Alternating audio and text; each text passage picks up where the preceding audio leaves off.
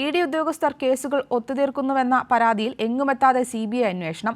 Kochi ED. ഓഫീസിനെതിരെ തെളിവുകൾ സഹിതം അന്വേഷണം ആവശ്യപ്പെട്ട പരാതിക്കാരന്റെ മൊഴി പോലും CBI രേഖപ്പെടുത്തിയില്ല.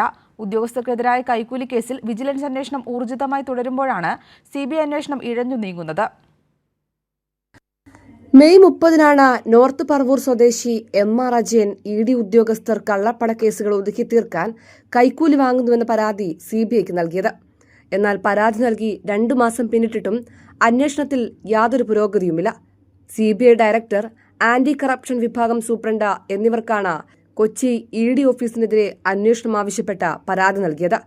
കൊച്ചിയിലെ ഇ.ഡി. ഉദ്യോഗസ്ഥൻ 2 കോടി രൂപ കൈക്കൂലി ചോദിച്ചെന്ന കേസിൽ പ്രതിയായ ഇടനിലക്കാരൻ വിൽസണിന്റെ സംഭാഷണ ശബ്ദരേഖ പരാതിക്കാരൻ തെളിവായി നൽകിയിരുന്നു. ഇത് പരിശോധിക്കാനോ പരാതിക്കാരന്റെ മൊഴിയെടുക്കാനോ CBI അന്വേഷണ സംഘം ഇതുവരെ തയ്യാറായിട്ടില്ല. അതേസമയം കശുവണ്ടി വ്യവസായിക്കെതിരെ കള്ളപ്പണം വെളുപ്പിക്കൽ നിരോധന നിയമപ്രകാരം ഇ.ഡി. എടുത്ത കേസ് ഒതുക്കാൻ കൊച്ചിയിലെ ഏജന്റുമാർ മുഖേന 2 കോടി രൂപ വാങ്ങിയെന്ന പരാതിയിൽ വിജിലൻസ് അന്വേഷണം പുരോഗമിക്കുകയാണ്. അറസ്റ്റിലായ 1-ാം പ്രതി ശേഖർകുമാർ, പ്രതി വിൽസൺ വർഗീസ്, രാജസ്ഥാൻ സ്വദേശി മുരളീകുമാർ എന്നിവരെ വിജിലൻസ് വിശദമായി ചോദ്യം ചെയ്തിരുന്നു.